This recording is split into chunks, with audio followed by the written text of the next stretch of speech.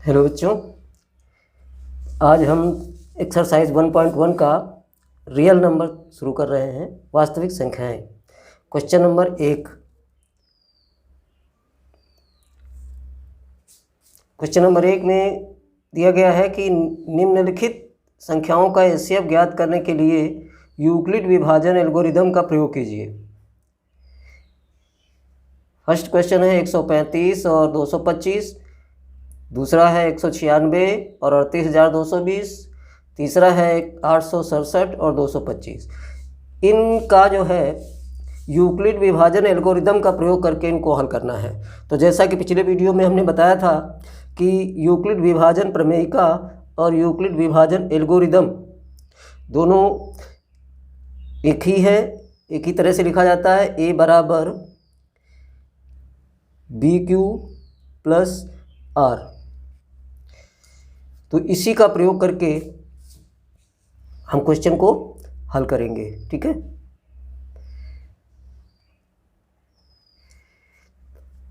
तो सबसे पहले चलिए पहले क्वेश्चन को हल करते हैं। इसमें 135 और 225 दिया हुआ है। हम एचसीएफ निकालने में सबसे पहले क्या करते हैं, जो सबसे बड़ी संख्या होती है उसे हम एक ही जगह पे रखते हैं और छोटी संख्या जो है बी की जगह पे रखते हैं। तो यहाँ पे हम रखेंगे 225 बराबर बी की जगह रखेंगे 135 और क्यू की जगह पे क्या आएगा। अब इसको डिवाइड करेंगे 135 से 225 को, तो ये यहाँ पर एक बार ही डिवाइड होगा। 135 कन्ना में 135। अब प्लस जो शेष बचेगा, जो हमारा रिमाइंडर होगा वो यहाँ रखा जाएगा। 225 में 135 से 135 निकल जाएगा तो बचेगा यहाँ पर अभी शेष 90 बचेगा। अब इसमें 135 जो यहाँ पर है उसको यहाँ पर रखेंगे। अभी बी जो है वो एक ही जगह पे आ जाएगा, हर बार यही करना है आपको। 135 बराबर और जो ये रिमाइंडर आपका शेषफल है वो बी की जगह आ जाएगा। 90 एक कम 90 एक ही बार जाएगा ये, और प्लस 45 बचेगा 45। अब ये 90 जो है वो 90 यहाँ आएगा और ये 45 यहाँ पर आएगा। अब हम 90 को 45 से डिवाइड करते हैं तो 45 दूनी 90, यहाँ पर शेषफल 0 आता है। और जैसे ही यहाँ शेषफल 0 आ जाता है हम अपनी प्रक्रिया को रोक देते हैं और हमारा ये जो डिवाइज़र है, जो जिससे भाग देते हैं भाजक, यही हमारा एचसीएफ हो जाएगा। तो हम यहाँ लिखेंगे एचसीएफ इक्वल टू, अब किसका किसका एचसीएफ निकाला हमने, 225 135 135 बराबर कितना आया ये 45 45। इसी प्रकार से हम अगले क्वेश्चन को हल करेंगे। सेकंड वाला क्वेश्चन है 196 और 38,220। अब हम इसको 38,220 जो हमारी बड़ी संख्या है उसको हम इधर रखेंगे, बराबर यहाँ पर रखेंगे 196, गुणे में रखेंगे। अब देखिए इतना बड़ा गुणा जैसे हम नहीं कर सकते, तो हमें क्या करना है, 196 से इसको भाग करके देख लेना है। हम यहाँ भाग करके देख लेते हैं। चलिए यहाँ पर हम कर लेते हैं, ये इतनी जगह छोड़ देते हैं यहाँ इसके लिए। 196 38,220 बड़ी संख्याओं का ऐसे कर लेंगे। 196 एक अन्ना में 196, 12 में 6 गया 6 और यहाँ बचा 7, तो 17 में 9 गया 8 और यहाँ पर 1 आ गया 1। अब 186 हो गया। अब हमने यहाँ क्या किया, ये 2 यहाँ पर ये उतार लिए। 196 19 ये 9 बार जाएगा, 9 9 छाक 54 9 छः 54, 9 9 81, 81 और 5 86, कैरी हुआ 8, 9 1 का 9 8 17। तो इस तरह से इसको हम घटाएंगे, 12 में 4 गया तो 8। ये घटाना तो आप लोग जानते ही होंगे, बड़ा सरल सा होता है। यहाँ से आए कैरी किया, 12 हुआ, 12 से 4 गया तो 8, यहाँ पे 5 बचा, यहाँ से आया तो 15, 15 में 6 गया तो ये 9 बचा, और यहाँ 7 बचा, 7 में 7 गया, कुछ नहीं बचा, ये हमारा 98 आ गया। अब हम यहाँ से ये 0 ले लेंगे। अब 19 25 95, 5 बार करके देखते हैं। 5 छक्का 30 और 5 9 45, 3 48, 5 1 9 5, 4 9, 980। ठीक है, ये हमारा, इसके नीचे कुछ नहीं बचा, यानी शून्य बचा है। तो अब हम क्या करेंगे, हम अब इसमें लिखेंगे 196 इंटू 195 प्लस 0। हमारा 0 पहली बार में ही डिवाइड करने पर 0 आ गया, और हमारी ये जो प्रोसेस है, जब 0 आ जाता है शेषफल, तब हम अपनी प्रक्रिया को रोक देते हैं, और जो हमारा भाजक होता है वही हमारा HCF होता है। अतः HCF इक्वल टू हो जाएगा ये 196, ये हमारा आंसर होगा। चलिए अब हम अगले क्वेश्चन को कर लेते हैं। अगला क्वेश्चन है थर्ड क्वेश्चन में दिया गया है 867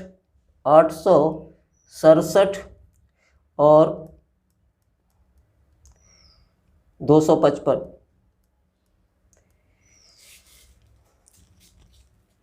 तो जैसा कि आप लोग जानते हैं कि बड़ी संख्या क्या है, 867 है, छोटी संख्या 255 है। तो हम बड़ी संख्या को पहले ही रखते हैं, 867 बराबर 255 गुणे, अब कितनी बार गुणा करें कि ये इसके लगभग हो जाए, तो 4 बार करने पर 1000 से ऊपर जा रहा है, तो ये 3 बार होगा, प्लस यहाँ रिमाइंडर। अब देखिए 3 5 15, 3 5 15 1 16, 3 दूनी 6 1 7, 765 हुआ। 867 में से 765 घटाएंगे तो 102 बचेगा, यहाँ रिमाइंडर आपका आएगा 102। अब हम क्या करेंगे, हम इस 255 को यहाँ लिखेंगे, और जो हमारा रिमाइंडर आया है उसको इसकी जगह पे लिखेंगे, तो ये आएगा 102। कितनी बार भाग जाएगा इसमें, 102 दूनी 204, 2 हो जाएगा, बचेगा 204, 55, 51 बचेगा 51। ठीक है, अब फिर वही हम प्रोसेस दोहराएंगे। 102 को यहाँ रखेंगे, और फिर 51 यहाँ लाएंगे 51। ये हमें लग रहा है 51 दूनी 102 होता है, ये 2 बार में डिवाइड हो जाएगा, और यहाँ हमारे पास शेषफल 0 हो जाएगा। और जैसे ही हमारा शेषफल 0 होता है, हमारा भाजक हमारा HCF हो जाता है। HCF इक्वल टू 51, यही हमारा आंसर है। ओके, चलिए अब अगला क्वेश्चन करते हैं। अगला क्वेश्चन दिया है कि दर्शाइए कि कोई भी धनात्मक पूर्णांक, यानी विषम पूर्णांक है, कोई भी धनात्मक विषम पूर्णांक 6q + 1 या 6q + 3 या 6q + 5 के रूप का होता है, जहाँ q कोई पूर्णांक है। ठीक है, तो इसको हम हल करते हैं। माना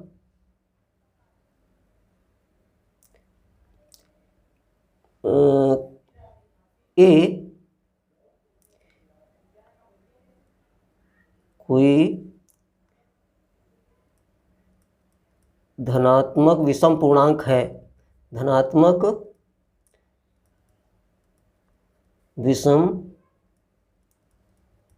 पूर्णांक है, तथा यहाँ b जो है 6 दिया है, तथा b बराबर 6। ये a कोई धनात्मक विषम पूर्णांक है और वहाँ पर b बराबर 6 है। क्योंकि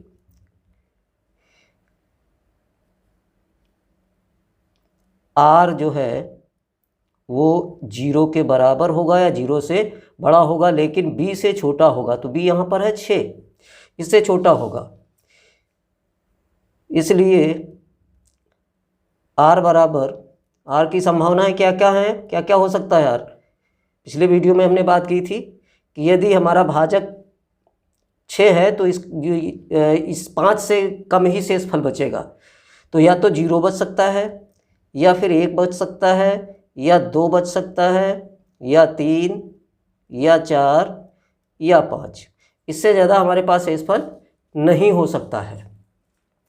तो यहाँ यदि r बराबर 0, यदि r बराबर 0 हो तब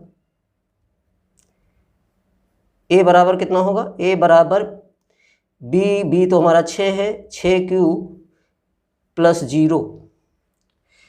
r हमारा 0 है, यहाँ हम 0 रख लेंगे। तो ये हो जाएगा बराबर a बराबर 6q, ठीक है। और r बराबर, यदि r बराबर 1 होगा तब a बराबर 6q प्लस 1।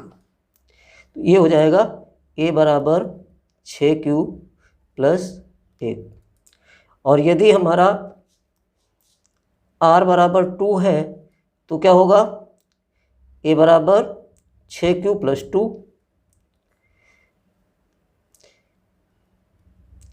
तो ये होगा हमारा a बराबर 6q प्लस 2। यदि हमारा r बराबर 3 है तो होगा a बराबर 6q प्लस 3। a बराबर 6q प्लस 3। यदि r बराबर 4 है तो होगा a बराबर 6q प्लस 4, 6q प्लस 4। और यदि r बराबर 5 है, r बराबर 5 है तो होगा a बराबर 6q प्लस 5।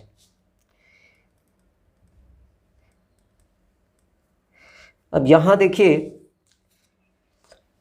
प्रश्न में कहा गया है कि कोई भी धनात्मक विषम पूर्णांक है इस रूप का होता है। तो यहाँ पर हमें विषम पूर्णांक लेना है। तो यहाँ देखिए 6q, चूँकि 6q प्लस 2 तथा 6q प्लस 4 2 से विभाज्य है, 2 से विभाज्य है। ये भी 2 से विभाज्य हो जाएगा, ये तो डिवाइड हो जाएगा, ये भी 2 से डिवाइड, ये भी 2 से डिवाइड है। अतः हम इनको नहीं ले सकते।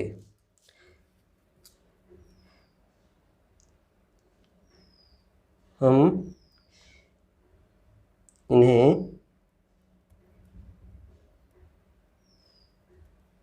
नहीं ले सकते।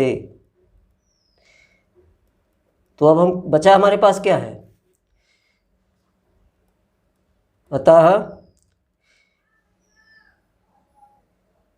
6q प्लस 1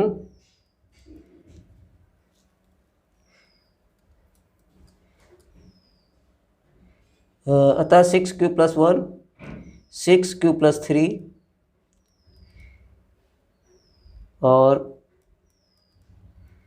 6q प्लस 5, ये होंगे हमारे विषम पूर्णांक। अतः यहाँ लिख सकते हैं, अतः कोई भी विषम पूर्णांक 6q प्लस 1, 6q प्लस 3 और 6q प्लस 5 के रूप का होता है।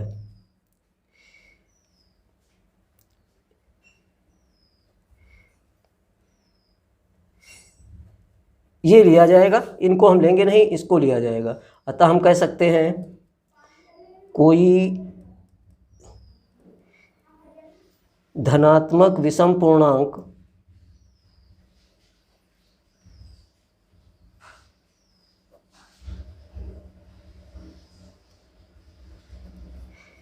6q+1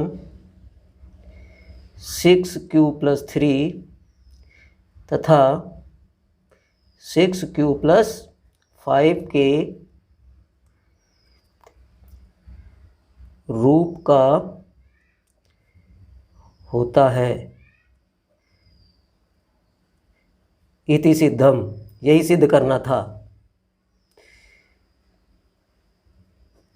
ठीक है। अगला क्वेश्चन दिया है, किसी परेड में 616 सदस्यों वाली एक सेना की टुकड़ी को 32 सदस्यों वाली एक आर्मी बैंड के पीछे मार्च करना है। दोनों समूहों को समान संख्या वाले स्तंभों में मार्च करना है। उन स्तंभों की अधिकतम संख्या क्या है जिसमें वे मार्च कर सकते हैं? तो अधिक बड़ी से बड़ी संख्या ज्ञात करनी है हमें, अधिक से अधिकतम संख्या ज्ञात करनी है, इसलिए हमें इसका एचसीएफ निकालना पड़ेगा। और एचसीएफ तो आप जानते ही हो किस तरह से निकाला जाएगा। 616 बराबर ये 32 यहाँ लिखेंगे गुणे, अब 32 से डिवाइड करेंगे तो 32 से डिवाइड करने के लिए हमें 32 से भाग देना होगा। यहाँ पर कर लेते हैं 32 616, 32 से करनम 32, 32 दूनी 64 होता है। 32 से करनम 32, 11 में 2 गया 9, 5 में 3 गया 2 और ये आ गया 6। अब यहाँ 296 हो गया। अब हम 9 दूनी 18, 9 त्रिक 27, 28, 9 दूनी 18, 9 त्रिक 27, 1 28, 288। 16 में 8 गया 8 बचा और यहाँ 88 8 96 तो 8 बैलेंस हो गया। तो यहाँ पर 32 गुणे 19 प्लस ये हमारा रिमाइंडर 8 से 60 बचा। अब हम यहाँ पर 32 को रखेंगे बराबर जो 8 आया है यहाँ रखेंगे, 8 चौको 32 प्लस में आएगा 0। अब हमारा 0 आ गया है, इसलिए अब हमें यहीं पर रोक देना होगा और यही हमारा बी जो है वो एचसीएफ होगा। एचसीएफ बराबर 8। तो यहाँ पर लिखेंगे स्तंभों की संख्या बराबर 8। यही हमारा आंसर होगा। धन्यवाद।